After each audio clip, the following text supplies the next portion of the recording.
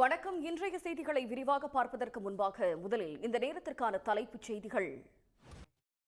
தமிழர்களின் தொன்மை, நாகரீக மேன்மையை ஜென்சி உள்ளிட்ட அடுத்தடுத்த தலைமுறைக்கு எடுத்துச் செல்லும் வகையில் கீழடி பொருணை அருங்காட்சியகங்கள் அமைக்கப்பட்டிருப்பதாக முதலமைச்சர் மு.க.ஸ்டாலின் பெருமிதம் தெரிவித்திருக்கிறார். இரு அருங்காட்சியகங்களுக்கும் மக்கள் குடும்பமாக வர அவர் அழைப்பு விடுத்திருக்கிறார். இனி முக்கிய நிகழ்வுகளை விறுவிறு செய்திகளாக காண்போம். இனி தமிழ்நாட்டின் முக்கிய நிகழ்வுகளை எக்ஸ்பிரஸ் செய்திகளாக பார்க்கலாம்.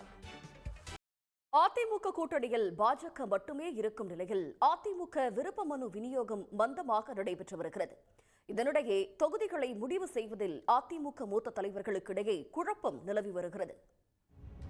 தேர்தல் களத்தில் இல்லாதவர்களையும் களத்திற்கே சம்பந்தம் இல்லாதவர்களையும் எதிர்க்க மாட்டோம் என விமர்சித்த தாவேக தலைவர் விஜய்க்கு நாடக தலைமை ஒருங்கிணைப்பாளர் சீமான் பதிலடி கொடுத்துள்ளார். களத்திற்கே வராத விஜய் களம் குறித்து பேசுவது நகைச்சுவையாக உள்ளதாக சீமான் சாடியுள்ளார். அண்மை செய்திகளுக்கு இணைந்திருங்கள் சன் நியூஸ் தொலைக்காட்சியுடன். தமிழர்களின் தொன்மை, நாகரிக மேன்மையை ஜென்சி உள்ளிட்ட அடுத்தடுத்த தலைமுறைக்கு எடுத்துச் செல்லும் வகையில் கீழடி பொருணை அருங்காட்சியகங்கள் அமைக்கப்பட்டிருப்பதாக முதலமைச்சர் மு.க.ஸ்டாலின் பெருமிதம் தெரிவித்திருக்கிறார். இரு அருங்காட்சியகங்களுக்கும் மக்கள் குடும்பமாக வர அவர் அழைப்பு விடுத்துள்ளார். செய்திகளில் தொடர்வது சிறிய இடைவேளை.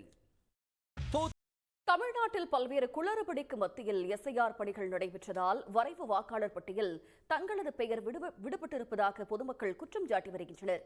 இறந்தவர்கள் பெயர்கள் கூட மீண்டும் வாக்காளர் பட்டியலில் உள்ளதாக மக்கள் அதிர்ச்சி தெரிவிக்கின்றனர். விறுவிறு செய்திகளாக காண்போம்.